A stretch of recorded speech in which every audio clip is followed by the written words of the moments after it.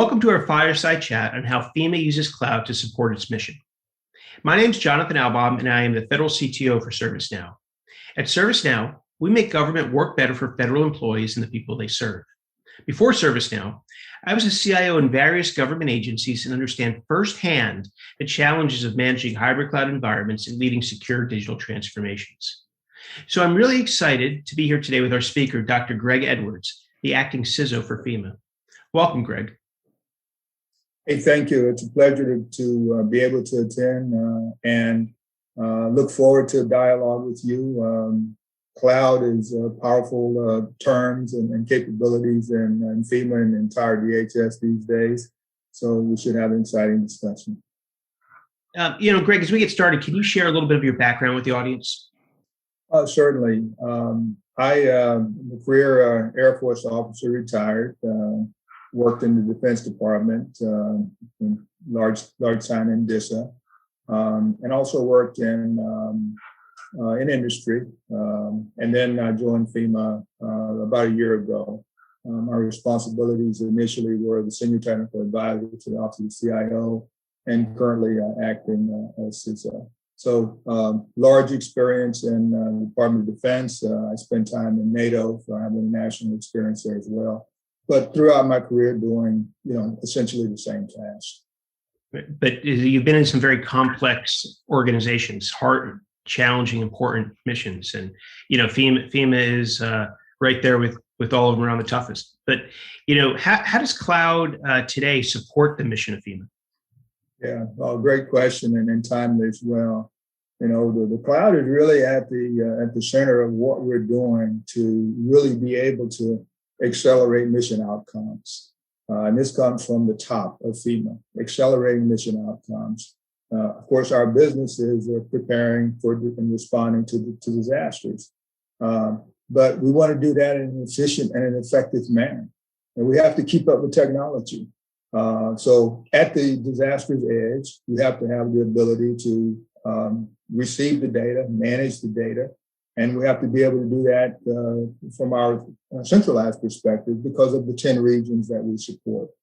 And so in thinking about that broad preparedness responsibility that you have with many applications and services that are providing services to our citizens, the cloud, we saw as the way for us to be able to continue that into the future and achieve greater business outcomes. It can really democratize some of the data, make it available more readily, and create opportunities to deploy resources better and save lives. I mean, I saw some of that when I was at the Department of Agriculture with the Forest Service and wildfires. You're in a life-threatening situation. You need to take quick action, and you're doing things that impact the mission. And we should never forget how technology and data can play a role in saving lives and making people's lives better. So I very much appreciate your comments and the role that you're playing. But we're in this age now where cybersecurity is top of mind for everybody. There's not almost a week doesn't go by without a story about ransomware or some kind of cyber attack. And the Biden administration's executive order on cybersecurity is a lot of people talking. Will new technologies help? Will new guidelines help? I'd love to get your perspective on it and how these new challenges or these current challenges are impacting your thinking and your approach to cloud. Sure. Well, the journey really started for us back in 2010 when our fabulous CIO was able to get all the executives to agree to starting on a cloud journey. And a directive was signed, and we called it the cloud directive, if you would. And it is what told us that everyone was going to be able to come together for a future platform, for a future capability that was going to be cloud-like. Okay? We certainly have a core mission of preparedness that we will have to maintain our on-prem capabilities as well. but we have to get into the cloud because of various reasons I'm sure we'll talk about. And so a concern was, security, protection of the data. How are we going to do that?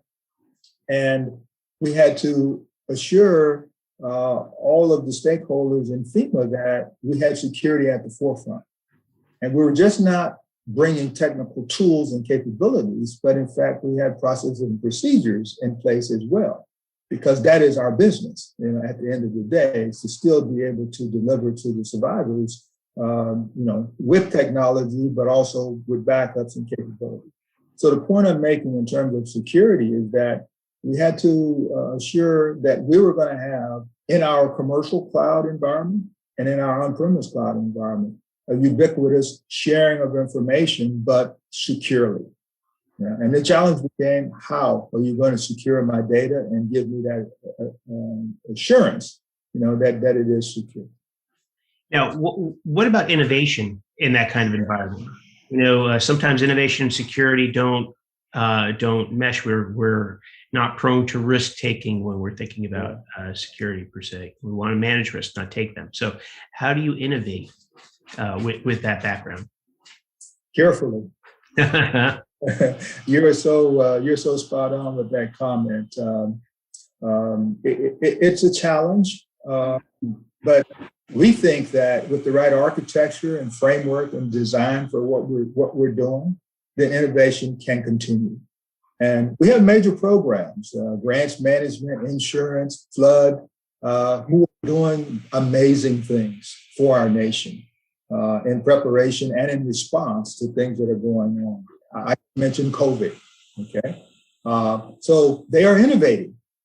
They're developing new capabilities for us to be able to collect data, manage that data, and provide services to our survivors in a disaster through that innovation, while we are, developing our cloud environments. So the bottom line, it was important that we had a security stack that was resilient. It was important that we had the ability to have backup for our data, and I mean large data. So when we go to the cloud, a tough requirement for us is that there's got to be resilience, in that infrastructure, or we can't play. Now, curious, when you began that journey, did you understand what all your data was and where it all was? I've heard and I've seen that firsthand. It can be hard to understand the totality of what you need to migrate. Yeah, we discovered a lot of things, new data, and then old data, and then what is useful data, and all of that. And we're still figuring all of that out. But we're going to be careful that as we are building our new cloud environment, that we're moving in the relevant data, and that we're putting policies and procedures in place such that maybe people like myself who save all of their data forever, that there's a way to manage that such that it doesn't, it doesn't get backed up in the cloud, so to speak. So yes, we discovered that we had some data challenges. And as I said, the way we're going to manage it is we have the opportunity to go to a new world, and we want to bring, the most relevant data to that new world. Now, leadership in DHS and FEMA is so keen to be able to use data for rapid decision making. And so we're introducing analytics and things of that nature. The analytics is also helping us see and ferret through some of the data that perhaps isn't quite as useful today. Some of it that needs to go into a long-term archive, environment, as opposed to being there in the ready for us to use. And, we have regulatory requirements where sometimes you have to just save data because the regulation says you must, for a period of time. Now, I think you made some, some really good points around data in your observational. we have a lot of data that maybe we don't need and we hold on to, that creates risk. If we're talking about risk management and from a security perspective, but whether I store that on my network or in the cloud, I'm choosing to accept more risk because I have more things that, I could potentially lose. And, but you took it, I think, a very important first step of trying to understand what it all is. You can't defend data, protect data that you don't know exists in the environment. Similarly, you can't fix applications that you don't know exist in the environment. So, you have to do this discovery. Our organizations have grown out very organically over time. Yes. We have a lot when it comes to technology. So working backwards like you're doing, I think that's a great place for people to start and to recognize the work that you're doing at FEMA is the right work to get started. So I commend you on the approach, but it's your starting point.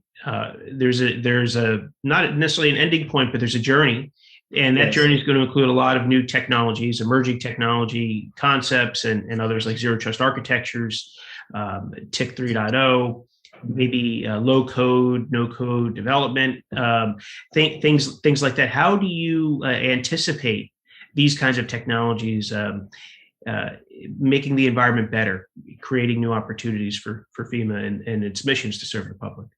Yeah. Well, picking up on the one point there, I guess, zero trust and TIC 3.0, the trusted internet connection.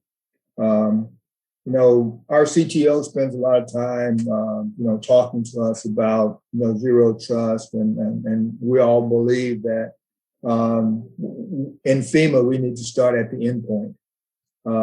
And we've invested heavily in doing that. There are tools and capabilities that are monitoring activity that occurs on our desktop, on our laptop, on our mobile devices.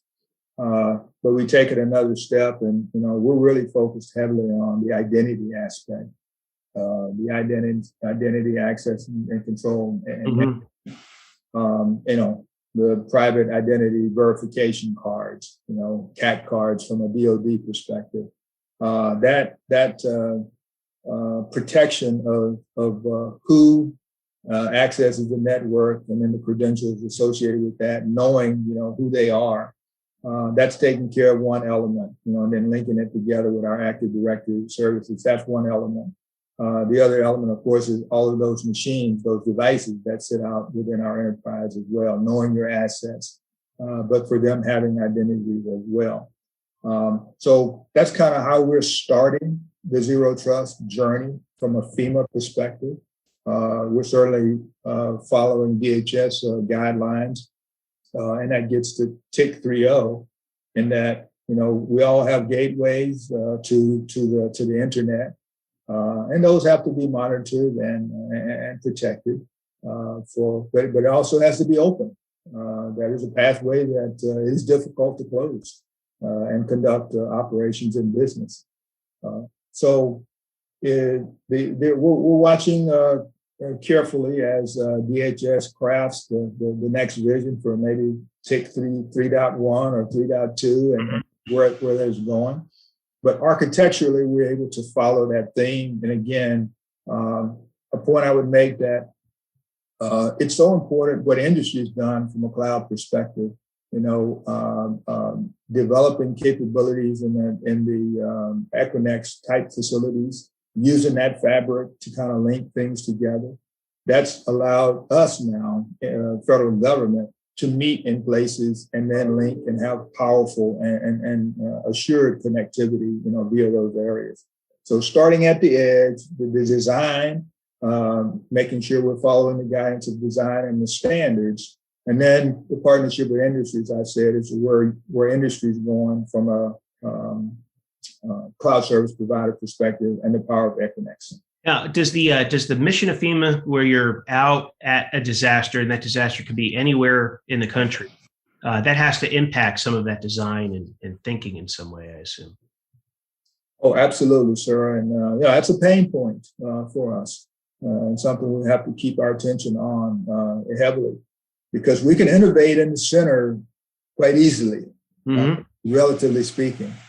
At the edge, there are more players. We have the states, the local areas, tribes, territories that we must all communicate with.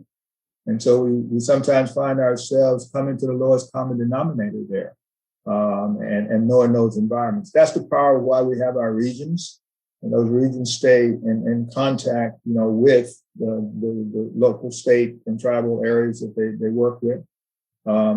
So, satellite communications as an example, wireless, 5G is, a keen interest for us in how it can be leveraged better in those spaces. And we're including that in almost every requirement that we put out for bids. Some listening might not even recognize that when there's a disaster, there might not be great connectivity in the place where you have to set up a base of operations. So you might have to bring in connectivity. You might have to create opportunities for people to even use the computing power that you're describing, which is another complexity that some agencies don't have to deal with at all. So, your job is hard as it is. It's much harder, I think, just based on the complexity and somewhat unpredictable nature of the mission of FEMA. So, again, applaud you for not backing down from these challenges, but embracing them, thinking about how new technologies can help. Which leads to my next question about the future. What does the future hold from your perspective around cloud, around the FEMA mission? What future technologies or what new technologies might you be looking at down the road? Our journey, I indicated to you, is just starting. We will have a very robust cloud environment end of this year. We have some application services in that environment now. It is a hybrid environment, and the next step for us is to take that to where our programs, grants, flood insurance, et cetera, the innovation that they're doing with industry, those applications and services now come to a more protected FEMA cloud environment. Mm-hmm. That's our next step. And that's a huge step because that's turning a huge aircraft carrier, around and bringing that capability into the cloud. Many of their services are already in clouds, so that's won't be so difficult, but then bringing them to our cloud environment is next. Now, we're watching industry carefully and, kind of what's next from an innovation perspective. Let me say, for us, management, which established a program management office for the cloud. And that office is going to be the business office for cloud services.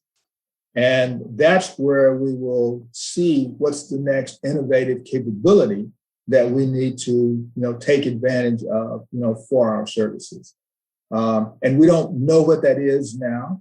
A concept I wanted to share that I learned from one of the large industry companies is perhaps, what is it? We have the concept of as a service. Mm-hmm. Well, as a service may become commoditized at a point, and where then it is everything as a service.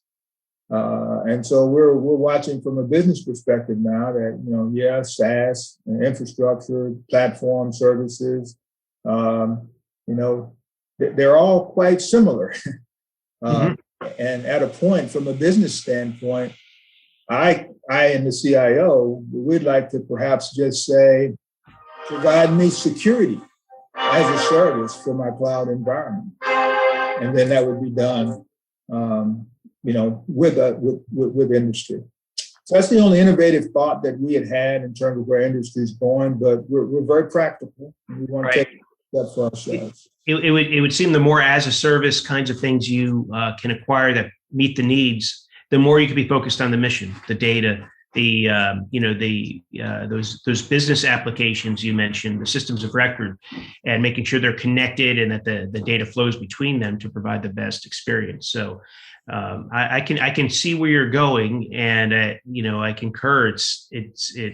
It's a way to use these technologies to advance the mission and the outcomes that you're after. So again, it all feels like you're headed in the right direction. And Greg, we're getting close to the end of our time. I'd love for you to share some lessons learned with our audience, things you picked up along the way, whether or not they relate to cloud. You have such great experience in this field. I think we can all benefit from hearing some best practices and lessons learned from you. Well, thank you for the opportunity to share. And let me, my last posting in NATO, I was doing similar things in terms of modernizing and innovating. And then, spending time in industry and coming to FEMA. The information sharing and the collaboration, it's non-technical. I didn't realize how powerful and important that actually is and in everything that we do. And there are opportunities from the DHS perspective for industry to partner in many standards, design. The more we have of that, the better we all will be. It is a message that I would leave. And that's why, I spend my time. I think that's why you spend your time, and we appreciate that, having these opportunities to talk about these topics, because that's how we advance, that's how we learn, that's how we mature, that's how we improve our own business operations. So the collaboration and communication, the hardest parts of any project are not the technology parts, right? And we can all practice better communication, better collaboration. That's within us. You don't need the cloud for that. It might help in some ways, but we have that with that power and that opportunity to help make government work better.